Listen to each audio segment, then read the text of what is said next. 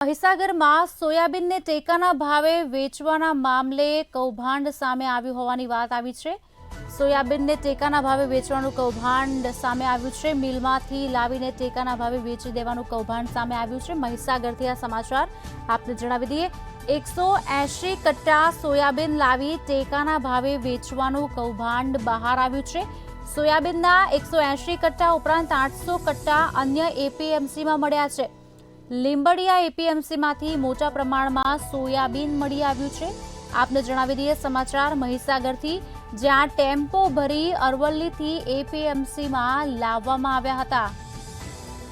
170 કટ્ટા સહિત એપીએમસીમાંથી અન્ય 700 થી ઉપરાંત કટ્ટા મળી આવ્યા છે અને કૌભાંડ મામલે સ્થાનિક મામલતદાર એપીએમસી પહોંચી ચૂક્યા છે। 180 કટ્ટા સોયાબીન લાવી ટેકાના ભાવે વેચવાનું કૌભાંડ હાલ બહાર આવ્યું હોવાના સમાચાર મહીસાગરથી આપને જણાવી દઈએ। એપીએમસીમાં 180 ઉપરાંત બીજા 800 કટ્ટા ઝડપાયા છે। જો કે મામલતદાર હાલ એપીએમસી પહોંચી ચૂક્યા છે અને વધુ કાર્યવાહી પૂછપરછ શરૂ કરવામાં આવી છે। મિલમાંથી લાવીને ટેકાના ભાવે વેચવાનું કૌભાંડ સામે આવ્યું છે।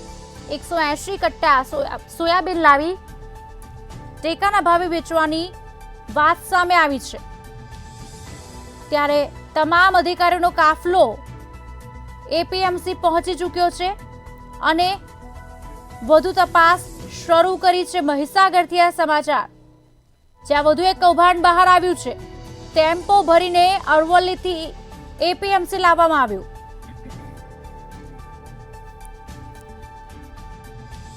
સંવાદદાતા વિશાલ સોલંકી ફોન લાઈન પર જોડાયા છે। વિશાલ, શું વિગતો છે? ચોક્કસથી વાત કરીએ તો મહીસાગર જિલ્લાના અંદર કાનપુર તાલુકાના લીંબડિયા ચોકડી ઉપર એપીએમસીની અંદર સોયાબીનની ખરીદી કરવાની જગ્યાએ બહાર મિલમાંથી લાવીને ટેકાના ભાવે વેચવાનું કૌભાંડ સામે આવ્યું છે। વાત કરીએ તો અરવલ્લીમાંથી એક મિલમાંથી 180 જેટલા કટલા સોયાબીનના લાવી ટેકાના ભાવે વેચવાનું કૌભાંડ સામે આવ્યું હતું, જેને લઈને ઘણા જ તર્ક વિતર્ક ઉભા થયા છે। સરકારના ટેકાના ભાવ 778 રૂપિયા બજારમાં ચાલે, ત્યારે ભાવ 800 રૂપિયા જેટલો હોવાથી સત્તાધીશો દ્વારા સરકાર સાથે કરી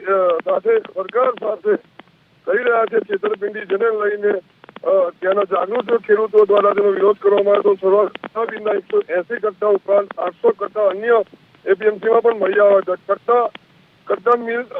કટ્ટા સીલ પેક કરી ટેકાના ભાવે વેચી દેવાના ટ્રકમાં મૂકવામાં આવ્યા, જેને લઈને તેના જાગૃત ખેડૂતો દ્વારા તેનો વિરોધ કરી ત્યાં સમગ્ર મામલો બહાર લાવવામાં આવ્યો હતો, જેને લઈને તેના ઠાકોર મામલતદાર ત્યાં પહોંચી ત્યાંના ડ્રાઈવરનો જવાબ લઈ એપીએમસીમાં સોયાબીન ક્યાંથી મંગાવ્યું તેને લઈને આગળની તપાસ હાથ ધરી છે।